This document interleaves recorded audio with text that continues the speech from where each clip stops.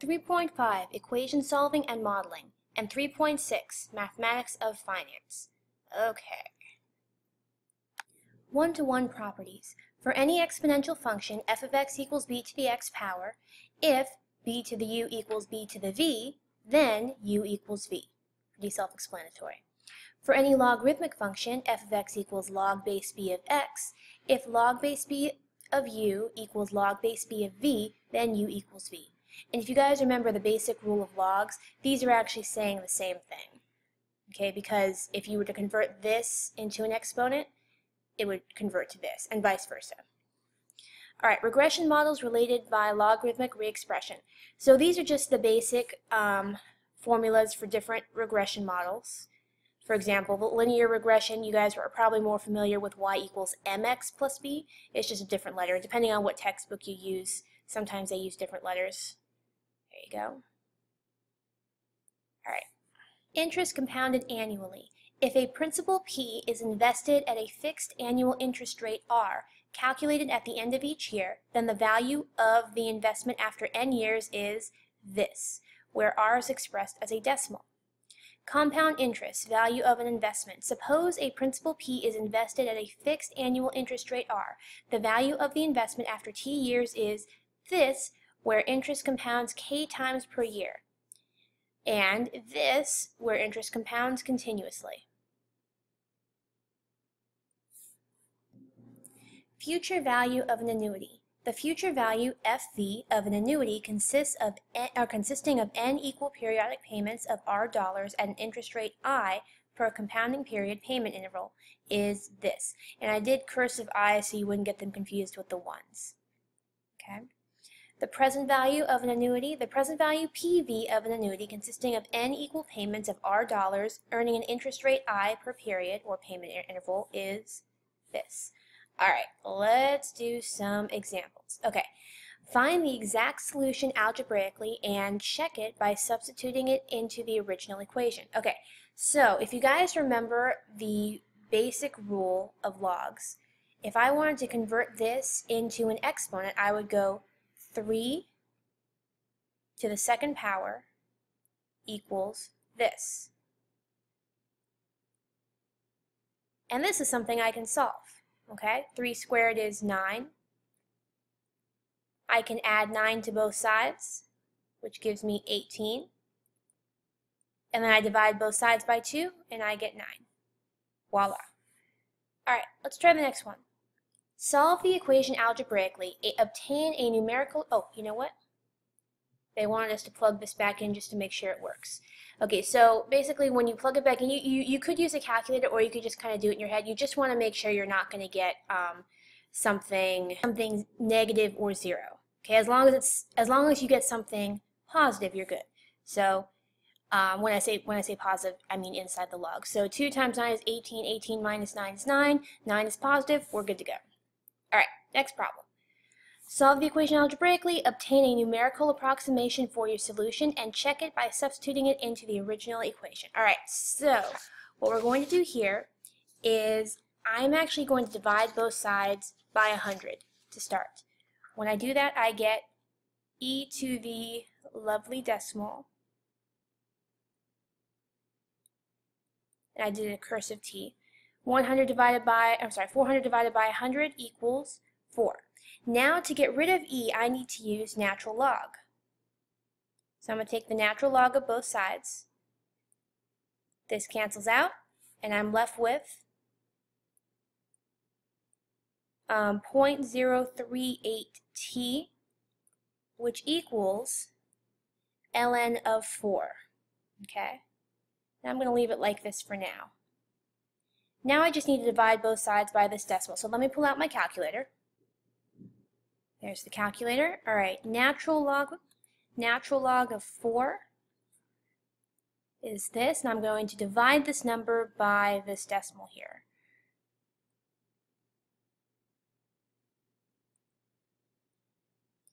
There we go. Okay, so they want it rounded to the nearest thousandth, so the answer that we get is 36.481. Alright. Okay, solve the equation blah, blah, blah. First thing I'm going to do is multiply both sides by 11. So now I have 10 to the x power minus 10 to the negative x equals 132. Okay? Now I'm going to, actually, you know what? This one would be solved a lot easier if we just use the intersect function on our calculator. So if we're looking for the place where this function equals this function. So what I'm going to do is I'm going to go in here and I'm going to plug these in. There we go. I have this function on y1 and this on y2. Let's graph it. It's not going to show up, but well, one of them showed up. Alright, so let's adjust the window. The reason this didn't show up is because if you remember, y equals 132 is a horizontal line at 132. If I have a window of 10 to 10, that's just not going to work. But if you notice, the graph is kind of skinny. So what I'm going to do here, this is the window that I'm going to use for this graph, and we'll see if it works. Voila, there we go. Alright, so I need to find this intersection point here. Whatever x equals, I know that y is going to equal 132, but whatever x equals, that is my answer. So I'm going to do second calc intersect. First curve, enter, second curve, enter, guess. There we go. So I'm going to plug this in. Let's see here, 2.1206. And that is my answer. Okay. Solve the equation. Okay, so what I want to do first is I want to combine this into a single log. And if you guys remember, the way you do that is with multiplication. So to combine this, I'm going to get, there we go. And this 3, if you guys remember, can be converted back into an exponent. So now I have ln of 6 to the 3rd power. Now that I have ln of both sides, I can use e. That cancels out. Okay, and I'm actually going to do a second step here. I'm going to FOIL this, and I'm going to cube the 6. And this is what I get. So now I'm going to combine like terms, and I'm going to subtract 216 to the other side. There we go. So now there's a couple different ways you can solve this. You could factor it. You could use the quadratic formula. And I'm actually going to show you guys another thing you could do. Let's pull this out. Okay. You could use the 0 function on your calculator. So, whoops. So x squared plus 145x minus 6516. And I change my window back.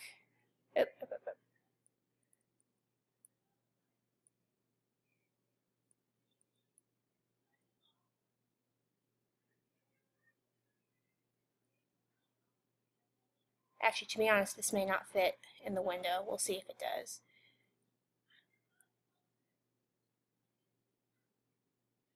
Nope. Okay. Okay, so this is the window that I'm using. When I graph it, it looks like this. Alright, so let's do second calc 0. I'm going to look for this 0 first, so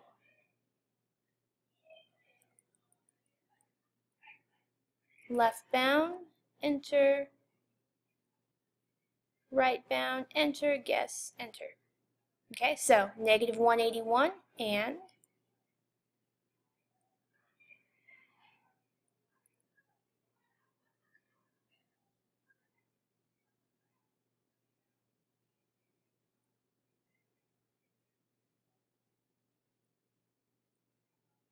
yep.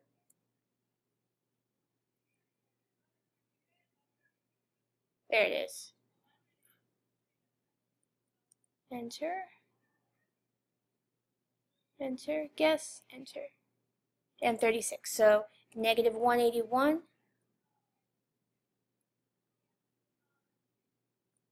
and 36. Okay. Now one more thing you need to do, if you guys remember, you can't have a negative inside a log. If I plug in 36, I'm going to get positive numbers here and here. But if I plug in negative 181, I'm going to get negative numbers. So this is not a solution. The only solution is 36. All right. Okay. The tables of XY data pairs as given below determine whether a linear, logarithmic, exponential, or power regression equation is the best model for the data. Explain your choice. Okay. So for this problem, I'm going to pull out my calculator. First thing you want to do is turn your stat plot on. Okay. Then fix your window so that it can accommodate this set of data. Once you have that, excuse me, you're going to go to Stat and Edit, type in the information, and then Graph. Now if you look here, this looks a lot like an exponential function. Okay, so there we go. Okay, find the amount A accumulated after investing a principal P for T years at an interest rate R compounded K times a year. Okay, so we're going to use the compound interest equation. There we go. And now I'm just going to plug in all the numbers. There we go. Make sure that when you plug in your interest rate, you put it as a decimal. Okay, now there's a trick to plugging this into your calculator. And I'll show you guys, there are different ways to do it. I'm going to show you guys what I do. I usually do the fraction first. So I've got 0.07 divided by 4. I get this, and then I add it to 1. Then I take that, and I raise it to whatever this power is. 4 times 5 is 20. So I'm going to raise this to the power of 20. And then whatever that number is, I multiply it by 800, or whatever the number is at the very end. Hold on. There we go. And that's the answer I get. There are different ways to do this. This is just how I do it. You guys can find your own way if you would prefer. So it says round to the nearest cent. I've got $1,131.82. Notice the dollar sign is already written for you, so you don't have to type that in when you type in your number. Although I'm going to write it here just because it looks funny without it. All right, find the future value FV accumulated in an annuity after investing periodic payments R for T years and an annual interest rate R with payments made and interest credited K times per year. All right, so now we're going to use the future value equation. There it is. Okay, and now this is what I'm going to do. If you look at the variables in the equation and what I'm given, I have R, but I don't have I, and I don't have N. Okay, so N is the number of times that interest is credited total. So if interest is credited K times per year for T years, then N is going to be K times T, because it's credited this many times every year. So we have K and T, so it's 2 times 11, which is 22. So N is 22. Now I need to find I. I is the interest, but not the annual interest. It's the interest each time the money is credited. So if my annual interest rate is 8.75 and it is credited twice a year, then I'm going to divide this by 2. Remember, this is percent. I haven't converted to a decimal yet. I should put that in there. Okay? When I do that, I get 4.375%. So now I have my N and my I, so I can plug everything in. There we go. So now I'm going to plug this into my calculator. Okay, so this is how I would do this one. I would do the parentheses first. So I've got 1 plus 0.04375 equals, I'm going to raise this to the 22nd power.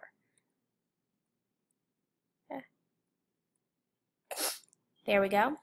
Now I'm going to subtract 1. Okay, and now I'm going to divide by this.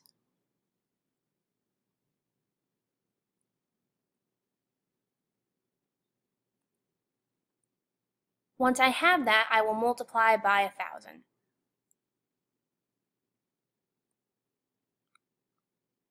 There we go. $35,776.20.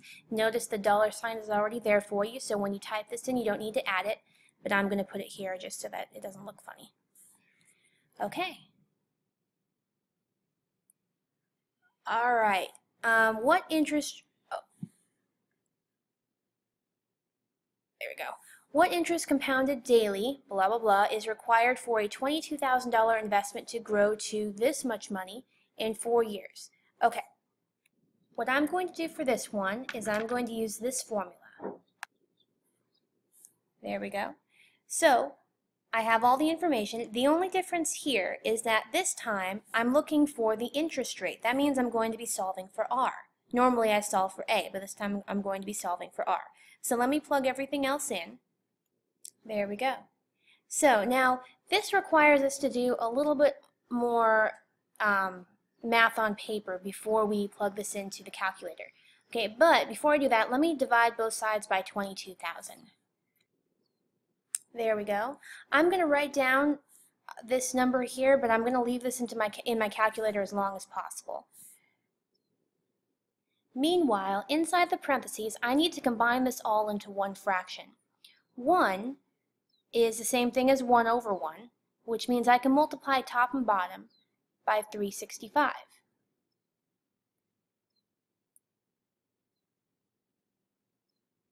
That's a 365, sorry. All right, so when I do that, I have, oops, 365 plus R over 365.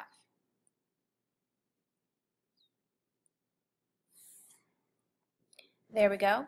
And I also multiplied 365 times 4. I did this multiplication on paper because I didn't want to lose this decimal in my calculator.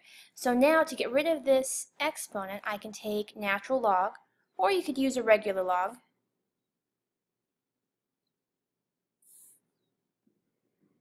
So when I take natural log of this, I'm going to do this button here, and then I'm going to do second answer, so I can put my whole decimal in there. There we go. And once again, I'm going to try to keep this in my calculator, but I'll write an approximation here. There we go. Now I'm going to divide both sides by 1460. So,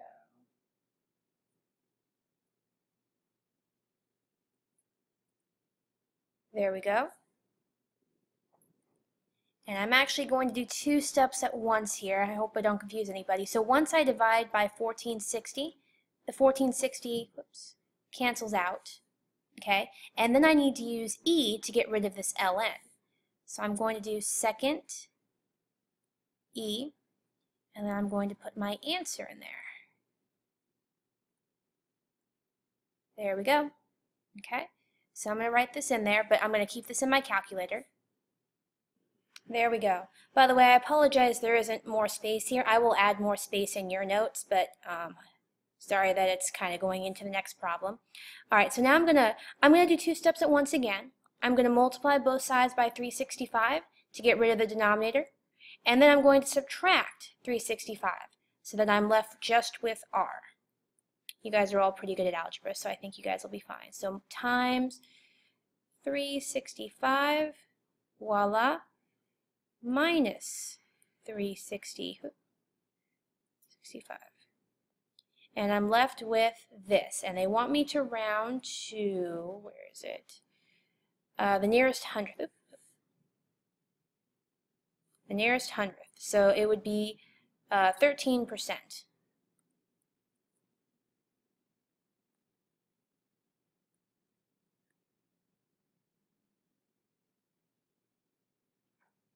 Sorry, there's a lag here. Okay. So that would be my answer. There isn't really any space to write around here, so this is what you would type in the box. Okay, so once again, I am going to give you guys more space in your notes, but to make more space in mine, I'm actually going to erase some of this. So if you need to pause this, copy this down. There we go. All right, complete the table about doubling time of an investment. All right, so this is what I have, and we're looking for the time it will take for the investment to double. We're not given what the investment is. Okay, so now this is actually a formula I did not put in there. It's a formula that you guys have learned before. If you guys remember the simple interest formula, if you don't remember it, go ahead and put a box around it so it's in your notes. This is the formula for simple interest. Okay, now we're not given the principal investment, but we do know that we're looking for the time it takes to double. So the resulting, the amount that it's going to equal at the end of the time period is going to be double P. So A equals 2P. And I went ahead and also plugged in my rate. We're solving for time. We're looking for the time it will take to double. So I'm going to divide both sides by P to get rid of the P. There we go. And so now I'm going to do two steps at once. I'm going to subtract 1 and then divide by 0.14. When I do that, I get T is approximately 7.14 years. Now notice, this is where you got to pay close attention to directions. It says round up to the nearest year. So normally you would round this to 7 years, but because they're looking for you to round up, it will be doubled after 8 years. All right, find the annual percentage yield, APY, for the investment, blah, blah, blah. Okay. What you're actually going to do here is you're going to, actually let me scoot this over a little bit. Somehow I got off centered. You're actually going to compute the simple interest formula and the compound interest formula and set them equal to each other. Okay? So what I'm going to do, so this is the simple interest and this is the compound interest. Now you're probably wondering where the T is. The reason there's no T is because we're looking for it after 1 year. Okay, so it's just a 1. Also, you're probably wondering why I did not put 8.25 in for R, why I put X instead. The reason is because 8.25 is the interest when it's compounded daily. We don't know what the interest is when it's simple interest. That's actually what we're trying to find. Okay, so this is simple interest and this is compound interest.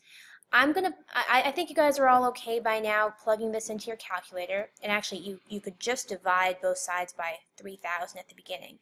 So now you have 1 plus x equals this number. So if you plug this into your calculator, you're going to get this. It's actually a much longer decimal, but I abbreviated it. Now when I subtract 1, I end up with, there we go. And now I just need to convert this to a percent. So this is going to be 8.60%. There we go. And the percent is already written for you, but I added it just so it doesn't look funny. And that's all the notes for today.